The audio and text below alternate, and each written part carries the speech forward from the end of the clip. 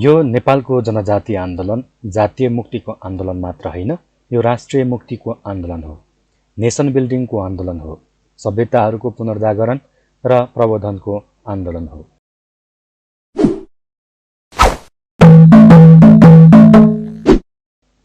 सेवा तथा नमस्कार, तपाईलाई हाम्रो युट्युब च्यानलमा हार्दिक स्वागत छ। यदि तपाईँ हाम्रो युट्युब च्यानलमा नयाँ हुनुहुन्छ भने कृपया सब्स्क्राइब गरेर हामीलाई हौसला दिनुहोला र आफ्ना साथीभाइ माझ पुर्याउनका लागि शेयर समेत गरिदिनुहोला। आज हामी अनलाइन खबरमा डम्बर खतिवडाले लेख्नुभएको पुनर्कथन खोजिरहेको आदिवासी जनजाति आन्दोलन शीर्षकको आलेखलाई प्रस्तुत गर्ने जमर्को गरेका छौँ। अब लगाउँ आजको विषयवस्तुतिर।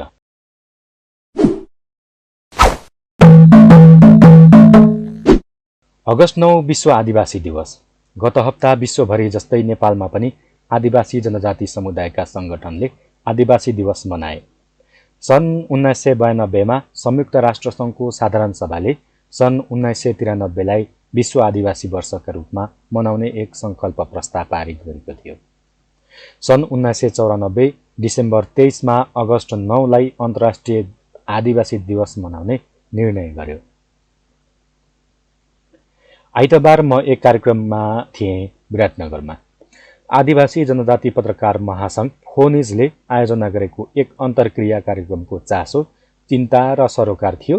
प्रदेश 1 लाई कोशी नामाकरण र जनप्रतिरोधपछि पहिचानको आन्दोलन कहाँ पुग्यो र यसको अबको बाटो के हो? यी दुई सन्दर्भमा उठेका सार्वजनिक बहस, कथन र प्रतिकथन बारे केही लेख्ने प्रयास गरेको छु। कुनै पनि आन्दोलनका दुई मुख्य पाटो हुन्छन्। एक, वैचारिकी, सवाल, संकथन वा भाष्य। दुई, त्यसको व्यवहार, अभ्यास, संगठन, आन्दोलन र रणनीति। यी दुवै पाटोको अभ्यास गर्ने पनि दुई पक्ष हुन्छन्। संकथन निर्माण गर्ने आन्दोलनकारी पक्ष र त्यसलाई अस्वीकार दमन गर्ने सत्ता वा संस्थापन पक्ष।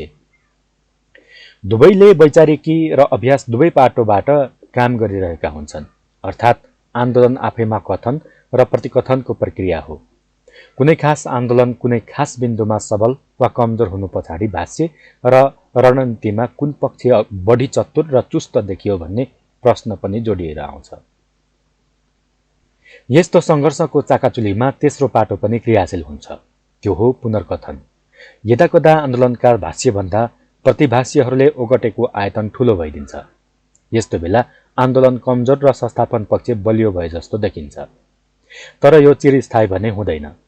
कुनै पनि आन्दोलन कमजोर हुनु वा कमजोर जस्तो देखिनु भनेको आन्दोलन मर्नु होइन। आन्दोलनले नयाँ मोड र अवसरको प्रतीक्षा गर्नु हो। ठिक यही बेला कुनै पनि आन्दोलनलाई पुनर्कथन आवश्यक हुन्छ। मेरो विचारमा नेपालको जनजाति आन्दोलनलाई यतिखेर केही पुनर्कथनहरूको आवश्यकता छ। फोनिजको अन्तर्क्रिया कार्यक्रममा पनि मेरो जोड ठिक यहीँनेर थियो। आन्दोलनको भाष्य वस्तुवादी, उपयुक्त, धेरैको मन छुने, धेरैलाई समेट्ने र सँगै लिएर हिँड्न सक्ने भयो कि भएन भन्ने विषयमा पुनर्विचार गर्नु कुनै आत्मसमर्पण, धोकाबाजी वा हीनताको विषय होइन, हुनु हुँदैन। पुनर्कथनको प्रक्रियालाई पनि त्यत्तिकै स्वाभाविक र आवश्यक ठान्नु पर्दछ जति कथन र प्रतिकथनको प्रक्रिया थियो। संयुक्त राष्ट्रसङ्घका प्रस्तावना र मान्यताहरू नेपालका सन्दर्भमा जस्ताको त्यस्तै मिल्दछन् भन्ने छैन। संयुक्त राष्ट्रसङ्घ आफैमा पहिलो विश्वयुद्धको समाप्तिपछि बनेको लिग अफ नेसन्सको दोस्रो विश्वयुद्धपछिको पुनर्गठन थियो। विश्वयुद्ध भनिए पनि यी दुवै महायुद्धहरू मूलतः युरोपेली युद्धहरू थिए। समग्र विश्वमा युरोपेली महाशक्तिहरूको भागभण्डाको लडाईँ थियो यो। पछि यसमा अमेरिका र एसिया पनि थपिए। अन्ततः युरोपबाट शक्तिको विचलन भई अमेरिकी महादेशको संयुक्त राज्य अमेरिकाले एसिया महादेशको जापानमाथि परमाणु बम खसालेपछि यो प्रक्रियाको अन्त्य भएको थियो। नाजी जर्मन सेनालाई पराजित गरेको अर्थमा तत्कालीन सोभियत सङ्घलाई दोस्रो विश्वयुद्धको विजेता मानिन्छ। तर जर्मनको हारले मात्र युद्ध रोकिएको थिएन। यस अर्थमा दोस्रो विश्वयुद्धको वास्तविक विजेता शक्ति अमेरिका र पराजित देश जापान हुन्। यो दुवै युरोपेली होइनन्। यो सन्दर्भ यहाँ चर्चा गर्नुको अर्थ संयुक्त राष्ट्र सङ्घीय मान्यताहरूमा उपनिवेश र प्रति उपनिवेशको पृष्ठभूमि क्रियाशील हुन्छ, उपनिवेशको होइन। वर्चस्व र प्रतिवर्चस्वको भावना सैद्धान्तिकीकरण भएर आउँछ, विवर्चस्वको होइन। यो पृष्ठभूमिमा आदिवासी इन्डिजेनस पिपुल शब्द उचित नै हो। युरोपेली साम्राज्यहरू विश्वभरि फैलिएन मात्र, तिनले ठूलो मात्रामा जनसाङ्खिक परिवर्तन ल्याए। अमेरिका, अस्ट्रेलिया वा क्यानाडा जस्ता देशमा अङ्ग्रेज भाषा, संस्कृति र नस्लको व्यापक विस्तार भयो। मध्य तथा पूर्वी युरोपमा जर्मन तथा रुसी वर्चस्वकरण भयो।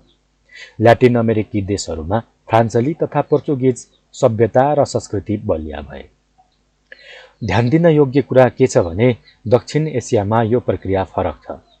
भारतमा बेलायती साम्राज्यको लामो शासनका बावजुद दक्षिण एसियामा निर्णायक जनसाङ्खिक परिवर्तन भएन, न त यहाँका रैथाने भाषा, संस्कृति र जातीय तथा राष्ट्रिय समुदायको अस्तित्वलाई नै तिनले भेट्टाउन सके। आदिवासी शब्दको प्रयोगसँगै यसको प्रतिशब्द के हो भन्ने मनोविज्ञान क्रियाशील हुन्छ। अङ्ग्रेजीमा त्यसलाई सेटलर वा पछि बसाइँ सरेर आएका वा अतिक्रमणकारी वा साम्राज्यवादी शासनकालमा थोपरिएको जनसङ्ख्या हिस्सा भन्ने अर्थ दिने शब्द प्रयोग गरिन्छ।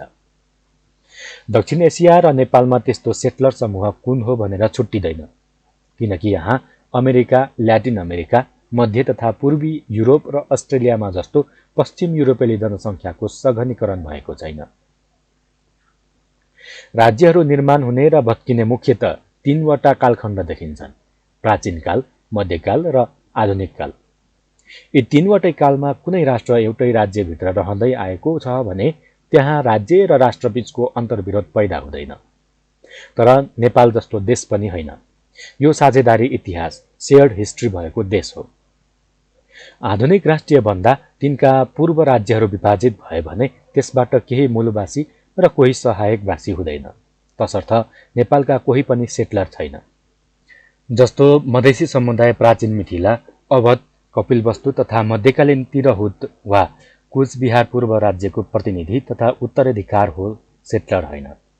यहाँसम्म कि काठमाडौँका गोपाल र महिषपालहरू पनि मधेसी समुदायका थिए।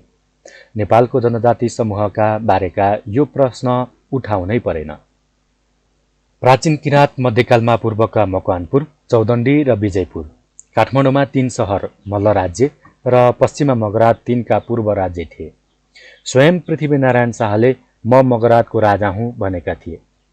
नेपालको खस आर्य समाज खस साम्राज्यको प्रतिनिधि वा उत्तराधिकारी हो।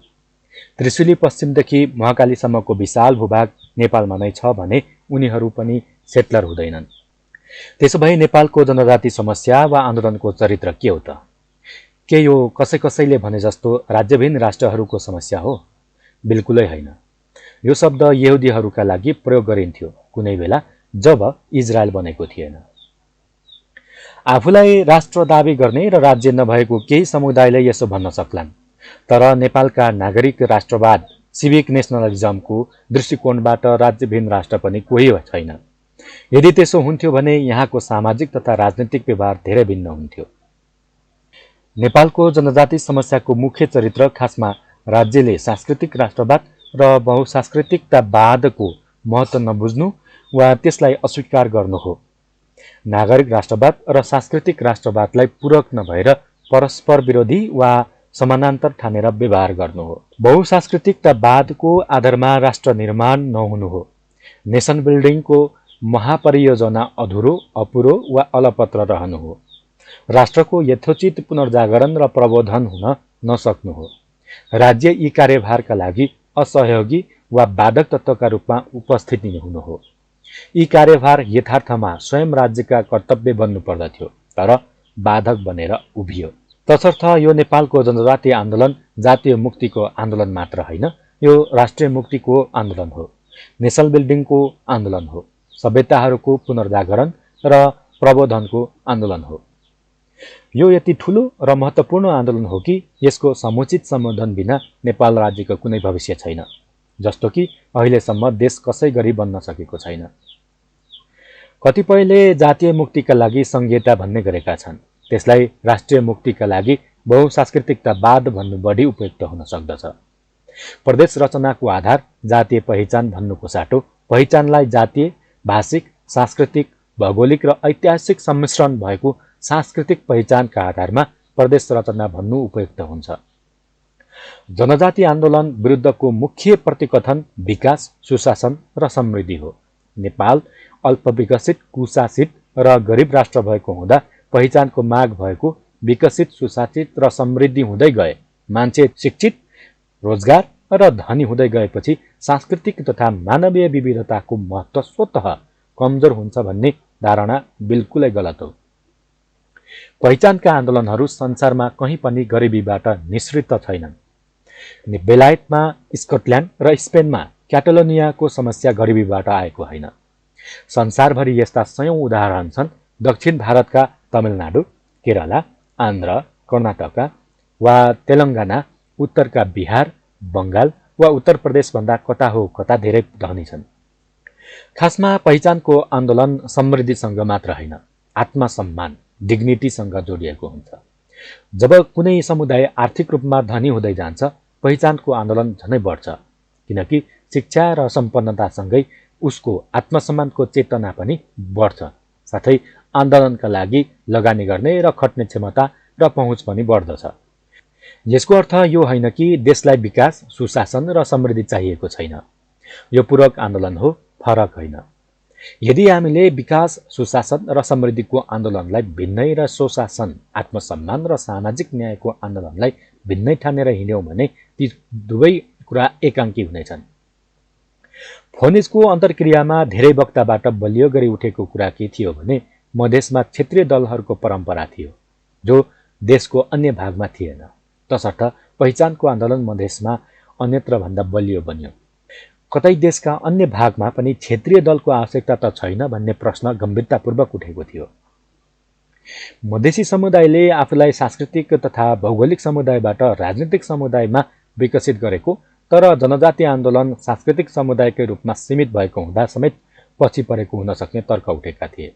कुनै पनि सवाल वा माग राजनीतिक रूपमा सम्बोधन हुन राजनीतिक शक्ति संवाद नै जरुरी हुन्छ। त्यसका लागि जे जस्तो होस्, राजनीतिक दल नै चाहिन्छ। नेपालका अहिलेका कुनै पनि दल र नेता जनजाति आन्दोलनका दृष्टिकोणबाट विश्वसनीय भएनन् भन्ने चिन्ता सर्वत्र देखिन्थ्यो। सबैले जनजाति समुदायमाथि भोट बैंक उपयोग र असरवादको राजनीति गरेको गुनासो व्यापक थियो। तर क्षेत्रीय दल जनजाति आन्दोलनको निर्णायक सम्बोधनका लागि एकमात्र र अन्तिम उपाय भने होइन।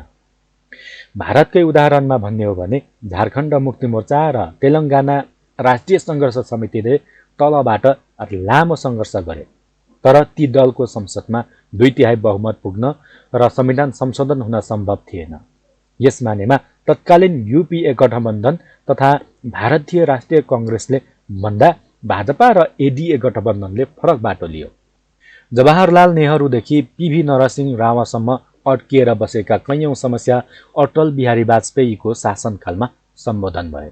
नेपालमा पनि तलबाट क्षेत्रीय दल वा दबाव समूहले जनप्रतिरोध त गर्लान्, तर त्यसको यथोचित सम्बोधन गर्नका लागि यी सबैप्रति सकारात्मक एक राष्ट्रिय चरित्रको दल त चाहिन्छ नै, जसका लागि अहिलेसम्म एमाले, नेपाली काङ्ग्रेस र माओवादी केन्द्र असमर्थ र अक्षम देखिएका छन्।